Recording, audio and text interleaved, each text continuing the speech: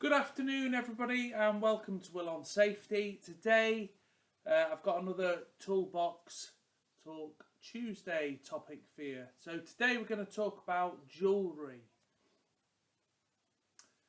The reason we're going to cover jewellery today is a bit like unconstrained hair or loose fitting clothing. It does present a significant risk to the employee if working around machinery or energised equipment. So I'm just going to cover a few of the guidelines for wearing jewellery on the job. That's to say, if your work area doesn't have a policy in place stating no jewellery to be worn. If that's the case, then obviously it goes without saying you shouldn't have any jewellery on. But if there's no such policy in place, if things like wedding bands and things are allowed, this is just going to cover some of those guidelines. So let's have a look at a couple of safety points then. So from an electrical point of view, excuse me, we need to be thinking about conductive apparel. So conductive articles of jewellery and clothing such as watch, bands, bracelets, rings, keychains, necklaces, other sort of metallized aprons or cloth with any form of sort of conductive thread. All right. They should not be worn as they might contact exposed energized parts. When we're talking about energized parts, that can be a piece of an electrical cabinet. It could be, it might be the fact that you might be working on a specific machine that's had the power to it isolated. That is not to say that there's no possibility of you coming into contact with conductive parts of that machine. Okay, so there are things like capacitors and other sort of electrical components that if you were to come into contact with, if it hadn't been correctly dissipated, i.e. the stored electrical current taken away from it, it's going to ruin your day. So when that conductive article of clothing or maybe your ring or your metal watch comes into contact with that capacitor, what's going to happen is you're going to get an electric shock. Nobody likes shocks of any kind, especially electrical ones. At the very least, they'll ruin your day and upset you. At the very worst, it can cause fatality. Okay, so conductive articles may be worn if they're rendered non-conductive.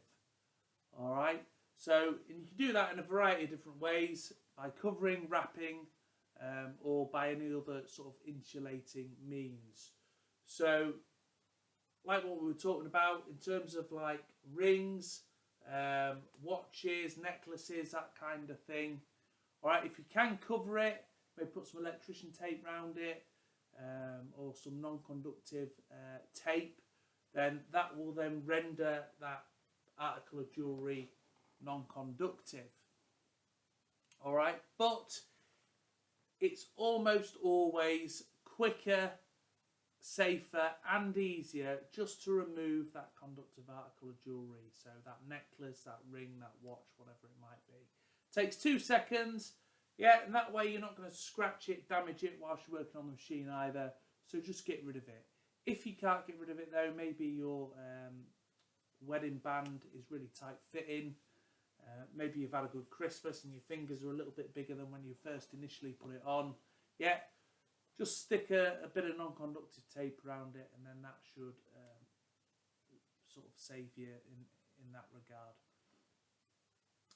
So for personnel working near energised parts and or equipment, metal jewellery on the job increases the hazard of exposure to arc flash. What arc flash is say you're working near an electrical component. It might be quite a high-powered electrical component.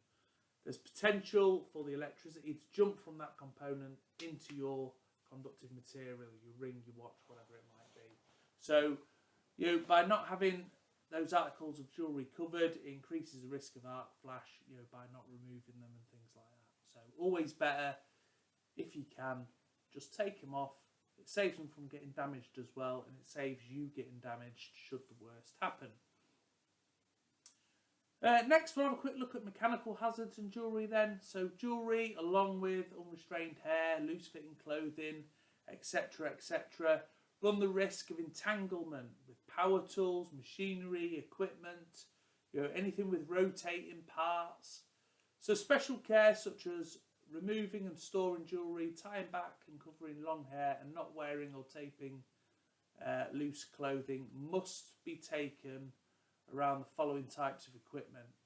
Again, when we go through this following types of equipment, part of the toolbox talk, the list isn't exhaustive. So you've really got to, just take a pause, 2 marching paces, and do your own risk assessment when working near those.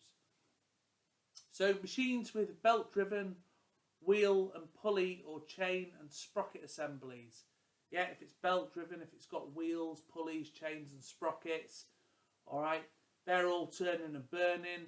If you've got a necklace on, even if you've got a tie on, right, if that gets caught within the belt or within those, sprockets or wheels, what's going to happen is it's going to pull you either inside or towards the machine. That is going to ruin your day. You're going to end up with a very serious injury, and there's potential there for a fatality. So anything loose fitting, any jewellery, let's get rid of it before we start interacting with those types of machines. Machines with any rotating parts or self-feed mechanisms. Self-feed mechanisms you might see on things like shredders, for example. You get a necklace or you get a tie caught in one of those, it's just going to feed you closer and closer to those cutting mechanisms. So that's what we mean by self-fed mechanisms. Conveyor equipment with rollers and thick rubber or hinged metal travelling belts, especially around the power drive mechanisms where large gears drive the machine. All right, turning shafts and carriage blocks are located. What that means is you don't want to be getting anything entangled, either your fingers, your hands, your ring, necklaces or anything else. You don't want any of those anywhere near that type of machinery or conveyor equipment, because what will happen is it'll get entangled. If you're lucky, it'll break and you'll be able to get away from the machine, but if you're unlucky, it's going to drag you towards that machine, and then that is going to cause pretty significant damage to you as an individual. So we need to bear that in mind. Hoisting and lifting equipment presents many hazards for employees wearing jewellery, long hair and loose-fitting clothing, running cables, turning hoist drums and winches, turning bearings, shafts, gears, rollers, sprockets, etc. can easily catch clothing and jewellery, okay? And if it does, it's going to entangle within it, and again, if it doesn't break, which would be best case scenario, it's going to drag you towards that equipment and cause you a lot of damage. So we don't want to see that, really. Rings are a bit of a funny one. I know, when people get married, I'm not yet, but when people get married, they end up with wedding bands, okay? You need to take care with them. I have seen loads and loads of degloving accidents because of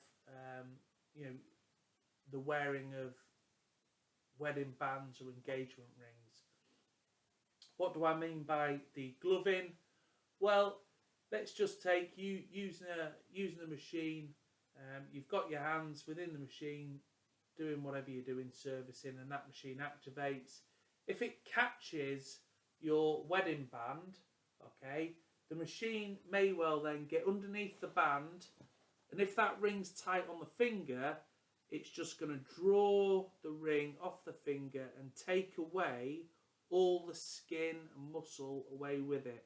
And what you'll be left with is just bone, and that's what we call degloving. It's a horrendous injury, really hard to fix, okay, so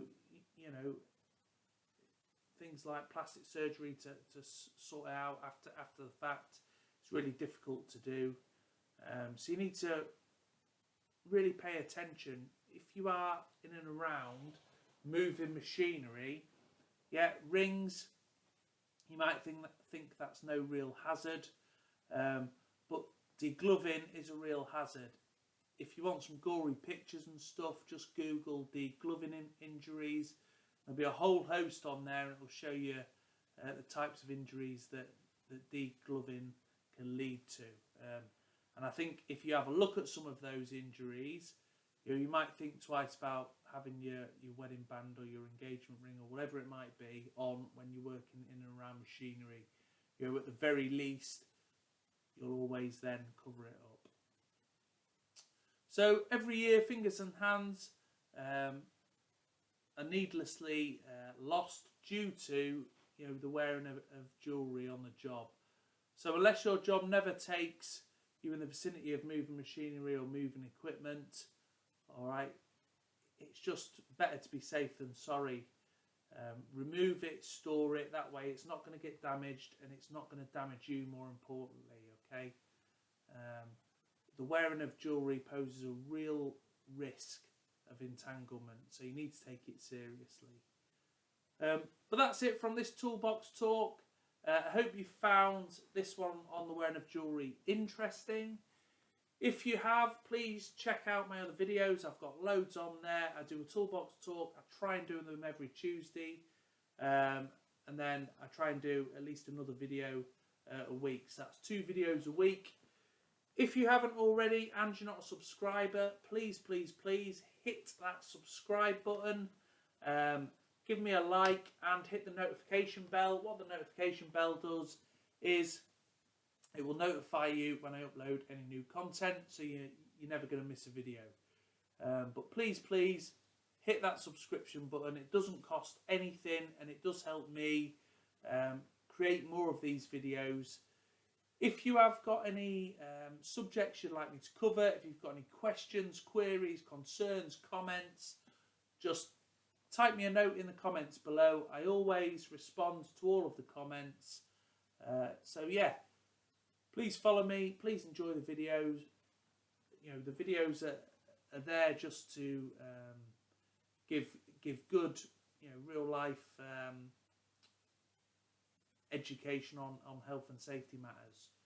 Until next time, folks, remember, stay safe by choice, not by chance. Take care, everyone. Bye for now.